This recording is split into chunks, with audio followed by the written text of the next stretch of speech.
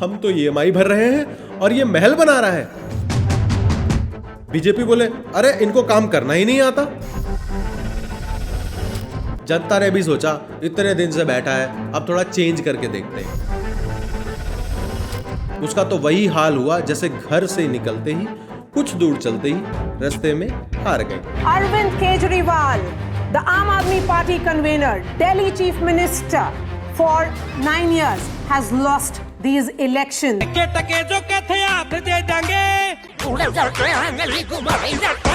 नमस्कार दोस्तों, अभी अभी दिल्ली में विधानसभा इलेक्शंस हुए और इस बार बीजेपी ने 70 में से 48 सीट जीत करके एक शानदार जीत हासिल की।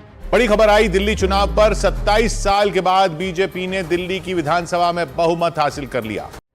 और आम आदमी पार्टी जो पिछले 10 साल से दिल्ली की गद्दी पे राज कर रही थी, वो इस बार सिर्फ 22 सीटें ही जीत पाई। वहीं कांग्रेस वो एक ही पार्टी है जो कंसिस्टेंट रही और लगातार तीसरी बार भी 0 पे ऑल आउट हो गई। उसका तो वही हाल हुआ जैसे घर से निकलते ही कुछ दूर चलते ही रास्ते में हार गए। बीजेपी की धमाकेदार जीत और आपकी हार के कारण क्या थे, चलिए आपको एकदम बढ़िया से समझाते हैं। पहला, एंटी इनकम्बेंसी, 10 साल की थकान। आप 2015 से दिल्ली में पावर में थी, लेकिन 10 साल बाद वोटर्स का पेशेंस थोड़ा खत्म हो गया।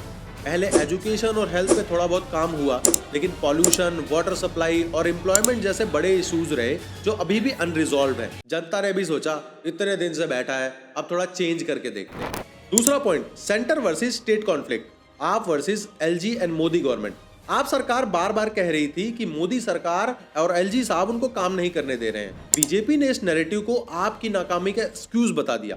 मतलब आप बोले काम ही नहीं करने दिया, बीजेपी बोले अरे इनको काम करना ही नहीं आता, ये मेरी गलती है। तीसरा, बीजेपी का अग्रेसिव कैंपेन एंड फ्रीबीज पे अटैक। बीजेपी ने अग्रेसिवली कैंपेनिंग करी और आम आदमी पार्टी के फ्रीबीज वाले मॉडल पे क्वेश्चन किए। पब्लिक ने भी सोचा फ्री का तो अच्छा है, बट अगर काम ही ना हो तो हम क्या करें इस फ्री का। और भी कई कारण रहे, जैसे Hindu voter consolidation and nationalism का कार्ड खेलना, कांग्रेस का vote cut effect and law and order का इशू। दिल्ली में क्राइम रेट काफी ज्यादा बढ़ रहा है, लेकिन जो सबसे बड़ा और मेन रीजन रहा वो था करप्शन चार्जेस, शराब पॉलिसी एंड स्कैम। और उससे भी बड़ा जो इशू रहा वो था शीश महल कंट्रोवर्सी।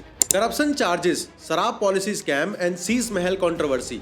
आपके टॉप लीडर जैसे मनीष सिसोदिया और सत्येंद्र जैन करप्शन के केसेस में फंसे। शराब पॉलिसी स्कैम ने उनकी क्लीन पॉलिटिक्स वाली इमेज को डैमेज कर दिया। और शीश महल कंट्रोवर्सी में जब अरविंद केजरीवाल के घर के रिनोवेशन का बिल देखा गया तो मिडिल क्लास लोग बोले, भाई हम तो ईएमआई भर रहे हैं और ये महल बना रहा है। आम आम ना रहा, आम कीवी हो गया। आपने सुना होगा कि शराब की वजह से लोगों का पैसा चला जाता है, रिश्ते नाते चले जाते हैं, घर बार चले जाते हैं, लेकिन यहाँ तो सिटिंग सीएम ही चला गया। आखिर क्या थी ये लिकर पॉलिसी, कैसे इसमें करप्शन के आरोप लगे और क्या है इसके पीछे की पूरी कहानी। देखिए, सही कौन है और गलत कौन है इसका फैसला तो कोर्ट करेगा, लेकिन जानते हैं कि ये केस था क्या, आखिर ये पॉलिसी थी क्या।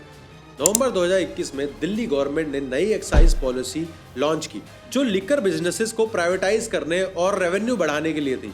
सरकार का कहना था कि सरकार का काम शराब बेचना नहीं है, इसलिए ये सब ठेका अब प्राइवेट कंपनीज के पास जाएंगे। इस पॉलिसी को लेकर सरकार ने कुछ कदम उठाए, जिसमें से पहला कदम था सरकारी ठेके बंद कर दिए गए और प्राइवेट कंपनीज को मार्केट में लाया गया। दूसरा, लाइसेंस के लिए ट्रांसपेरेंट टेंडर प्रोसेस रखा गया, पर बाद में यही सबसे बड़ा स्कैम बना। तीसरा, डिस्काउंट एंड ऑफर्स अलाउ किए गए ताकि लोग और शराब खरीदें। चौथा, दिल्ली को 32 जोन्स में बांट दिया गया और हर जोन में 27 शॉप खुलनी थी। पांचवा, ड्राई डेट 21 से घटा करके 5 कर दिया गया, मतलब होली दिवाली छोड़कर रोज माहौल है। छठा, ड्रिंकिंग एज 25 से घटा करके 21 साल कर दी गई, मतलब कॉलेज वालों की भी लॉटरी लग गई। चलो दारू पीने चलते हैं, आज तक दारू की नदियां बहेंगी। आखिर ये स्कैम सामने आया कैसे? दिल्ली चीफ सेक्रेटरी नरेश कुमार ने एक रिपोर्ट बनाई और एलजी को सबमिट की कि पॉलिसी को लागू करने में कुछ रूल्स का वायलेशन हुआ है और कुछ सेलेक्टेड कंपनीज को ही खाली फायदा पहुंचाया गया है। गवर्नर ने सीबीआई और ईडी की इंक्वायरी करवाई और 31 जुलाई 2022 को पॉलिसी विड्रॉल कर ली गई और पुरानी पॉलिसीज को लागू कर दिया गया, जिसमें पुराने तरीके से शराब बिकेंगी। कहना यह भी था कि लिकर पॉलिसी से कमाए पैसे आम आदमी पार्टी ने गोवा और पंजाब के इलेक्शन में उड़ा दिए। CBI and ED action, arrest and investigation. CBI और ईडी ने आपके लीडर की छाती चक छानबीन की और मनीष सिसोदिया को अरेस्ट कर लिया।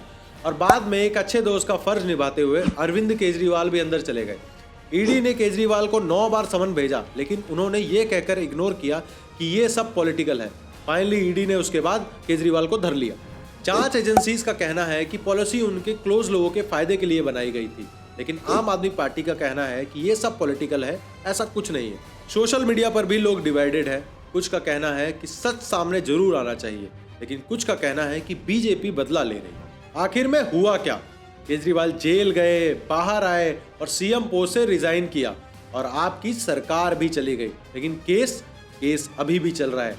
बीजेपी का स्ट्रॉन्ग ग्राउंड कैंपेन सक्सेसफुल रहा, आपका वोटर बेस वीकेंड हो गया और बीजेपी ने एक हिस्टोरिक विन ले ली दिल्ली इलेक्शन 2025 में। आपको क्या लगता है, क्या ये करप्शन का असली स्कैम था या आपको हटाने की ये एक पॉलिटिकल चाल थी? कमेंट में हमें जरूर बताएं। आज के लिए बस इतना ही, मिलते हैं अगली बार अगले एक नए वीडियो में। तब तक के लिए अपना ध्यान रखें। जय हिंद, जय श्री राम।